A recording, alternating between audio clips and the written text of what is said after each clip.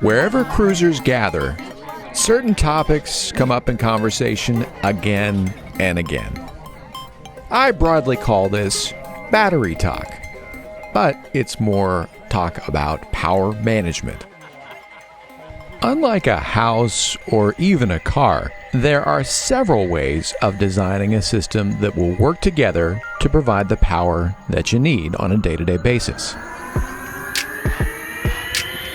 We're about to make a drastic change aboard our sailing catamaran, Clarity. We're getting rid of our genset. It works great, so why would we do such a thing? Well, it takes up a lot of space, and it weighs about 600 pounds. But most importantly, we don't think that we actually need it at all.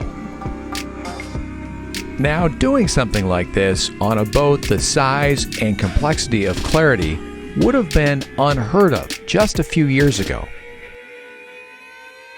But recent innovations in solar, batteries, and in alternators mean that we can do this with safety, reliability, and redundancy on board for the remote areas we're headed to.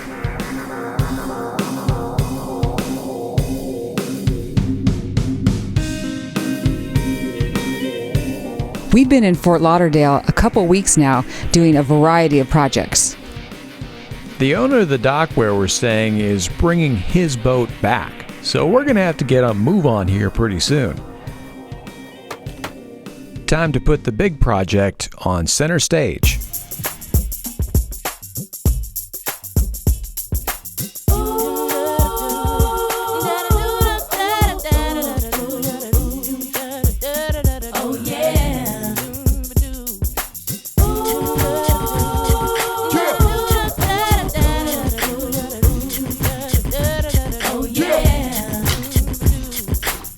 When it comes to electrical power, Clarity is a hungry girl. Our energy budget has changed significantly since our original install of the lithium batteries and charging components in late 2017. These days, we're using a lot of juice. We've got a washing machine, electric appliances, we're charging up the cameras and computers continuously, and we like to run our air conditioning off the batteries. So our power needs are pretty high. Step one of generator independence actually started last year when we installed 3 separate solar arrays. The total is 2,500 watts. Separating them into 3 arrays is more efficient, and then we've got backups and redundancy should one of the charge controllers fail.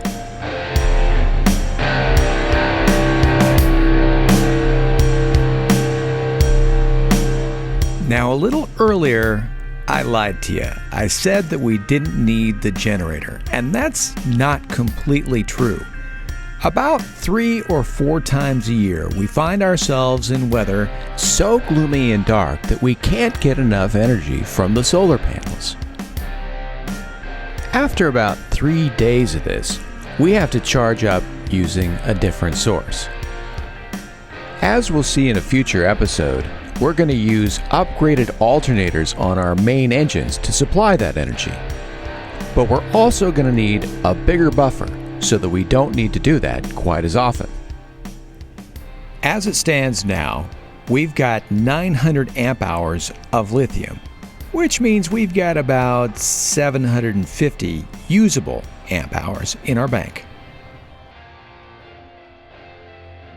You gotta know when you need more juice, and it turns out we need a few more batteries, and we're gonna go to Just Catamarans. I'm recommending Just Catamarans all the time to our consulting clients. And it's not just because they're experts. This is a premium shop and they charge premium prices. But they do things right and they share their knowledge online in many of the catamaran forums. This is Rafael Escobar.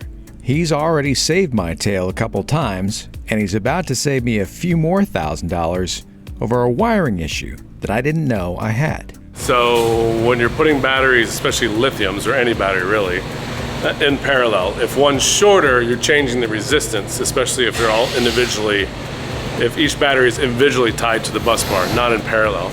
If one's shorter, electricity takes the path of least resistance. So that short battery will do most of the work. Because if you're doing a heavy draw like a winch or a windlass or an inverter, that one battery with the least path of resistance is going to be doing all the work. And I've seen it so many times, from OEMs to someone just trying to do a quick job that didn't pay attention. Made a cable too short, and that one battery will be either caved in or swollen, because even when you're charging, it's taking the brunt of the load. So what happens is that battery dies super fast. Because Leopard from the beginning put each battery with their own individual cable length. That's where we got it. Yeah, the current factory installs individual cables, and the problem with that with lithium is they're all different lengths. Will charge and discharge and get out of balance if they're different resistance paths. Yeah, that makes it a $3,000 mistake per ruined battery. That's the kind of mistake you only make once. 2-aught is not big enough. I sent you calculations. We're all 4-aught. Those pictures I sent you. The 4-aught's much better. So if you calculate the resistance across the battery bank, you actually calculate the entire run of all the jumpers all the way to your bus bar for your voltage drop. So the amount of batteries you have and the amount of fusing you have on your boat needs to be set to 4-aught cables. If you've got a lot of experience, this might be something that's obvious to you, but it wasn't to me. And it's worth going over just one more time. If you've got a shorter wire going to the house bus bar, that battery is going to draw a lot more than the other batteries will. So in the case of our batteries, we've been taxing one just a little bit too much. Rafa here at Just Cats showed me that we actually have to have all the battery cables the same exact length. So we're getting them cut. We're going to have 3-foot sections combined onto one 6-foot section, and that's going to go to our house bar.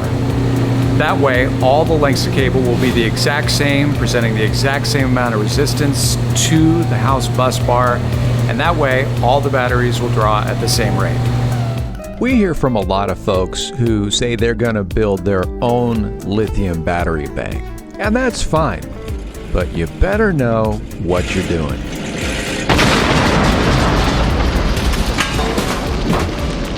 Man's got to know his limitations. It's good to know where your blind spots are. And for me, that is definitely electrical. So another huge thank you to Rafa and Just Cats for helping me fill in the blanks.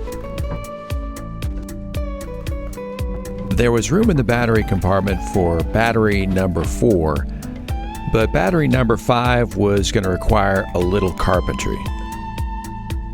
While it's not specifically spelled out in the ABYC standards, I thought it was a good idea that battery number 5 have its own battery box. And thankfully, I have a store of marine plywood on board. This plywood was previously used as support for our salon cushions. I love to recycle.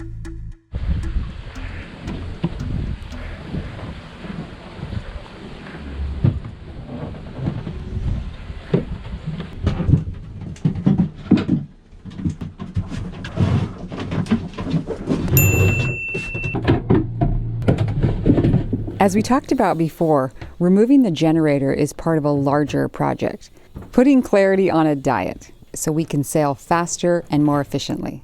What is all this? Did you open up an electronics store? There's a big sale going on down at Nick's Stereo Land this weekend only. We got DVD players, we got CD players. Discounts galore. Come on in, you see me, my name's Nick. If you don't see me, look for me. I'll give you financing. I'll take gold teeth. I'll take your old lady's handbag, the Gucci one, or you think it's a Gucci. I'll take anything on trade. Well, for layaway. Kids, no kids in our store. Sticky little fingers, stick to those buttons. Hey, you break those buttons, you bought it, my friend. I have so many cords, I don't know what to do with. Because the moment I throw out one of these cords, I'm gonna need that cord, and I'm gonna have to go to Best Buy, and it's gonna be like $75 for a cord that came for free. They look like snakes. So this is a little sad, but it's absolutely necessary to throw out your old caulk. Old caulk does nobody any good. This stuff expired August and September of 2020. So you might be thinking, hey, listen, we could just stretch it a little bit. Two things. First of all, we are in a warm environment, and that's not good for adhesives and sealants. And the second thing is that if you're going to go through all of the preparation to make your surfaces perfect so that you can apply this new stuff, you don't want to take any chances, because you have a lot on the line if this stuff decides not to stick. So better to just trash it and buy some fresh stuff. We got a lot. How many are we trashing? Ooh, I don't know. I think like 20. $200? No, like 3 something. No. Yep. And they're going in the garbage so that nobody else uses them, hopefully. The 5200 will last a little bit longer, so we'll hold on to that. Oh yeah. Hi. What are you doing? I'm recalking. Oh, it was time. I think it's been 3 years since I did this. Ooh. That's nasty. It's really gross. Oh, good job. All right, the bathrooms are prepped and ready for new caulk.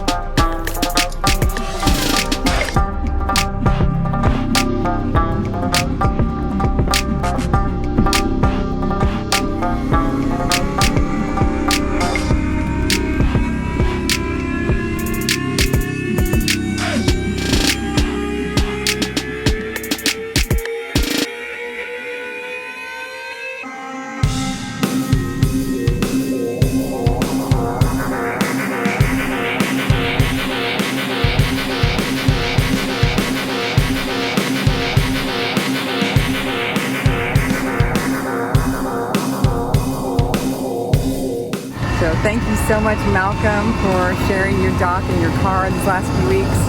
Really appreciate it.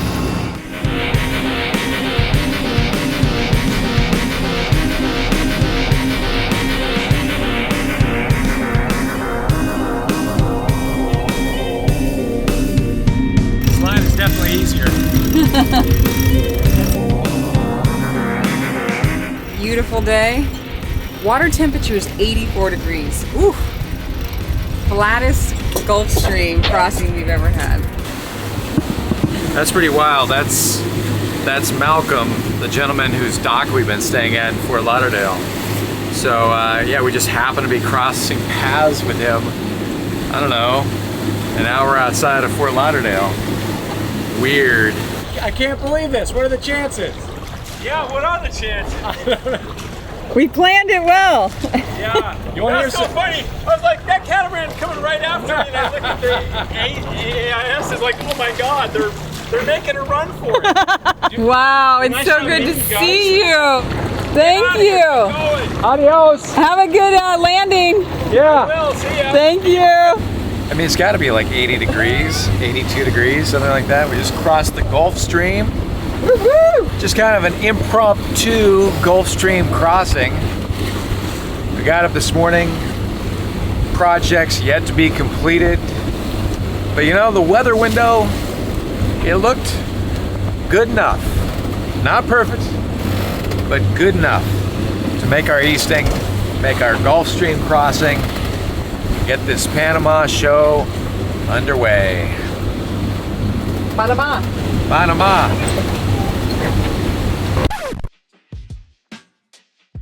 So we're headed back into the sunset. It's call this one a comedy of errors. Our starboard engine's running a little bit warm. If you throttle it up, we're kind of at a high idle right now, and it's just about normal temperature, maybe a little bit above, but as soon as you throttle up, it gets hot.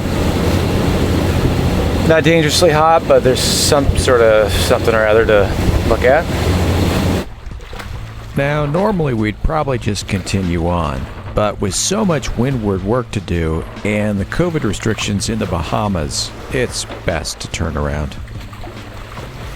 I think the good news is that this was actually kind of a shakedown cruise after being at the dock for 3.5 weeks, doing all kinds of work on the boat, and that's what you should do after you've done a bunch of work on your boat, is go shake it out.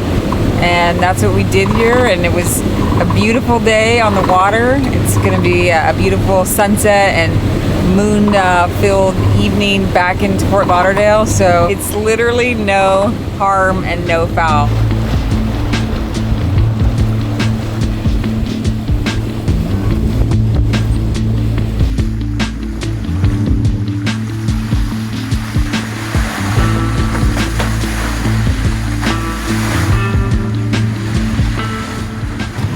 Welcome back.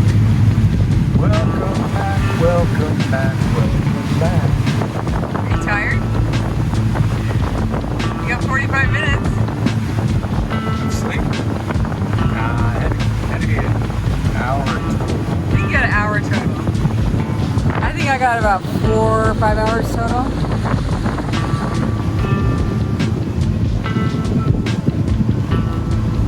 And clarity is clear, Los Olas. Thanks. Standing by, Gemini.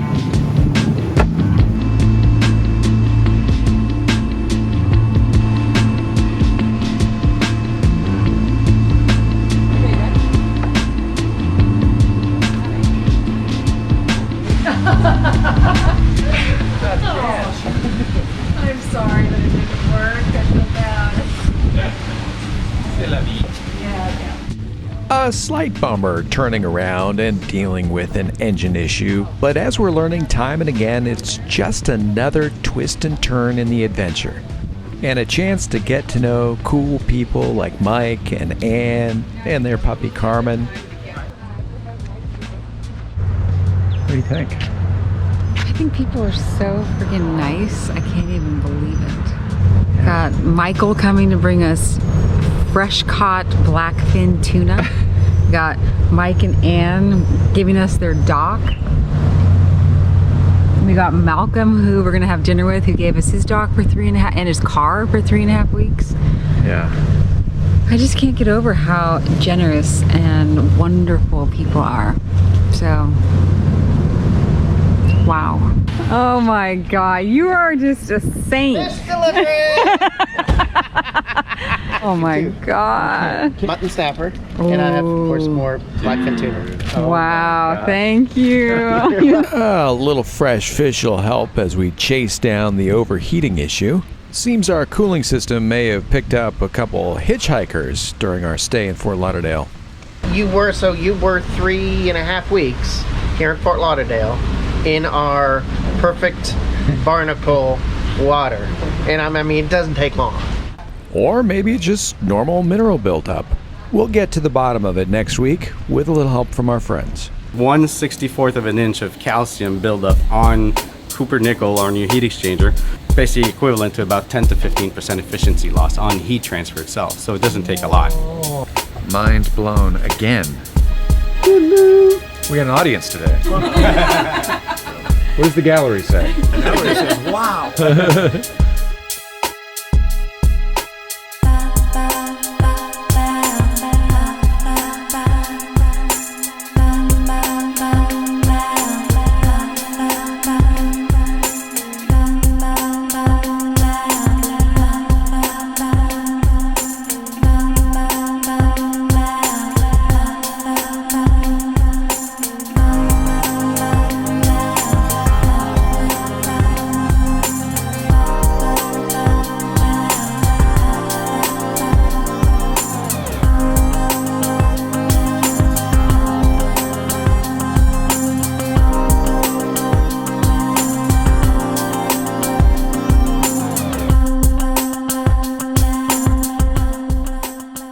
I like these glasses.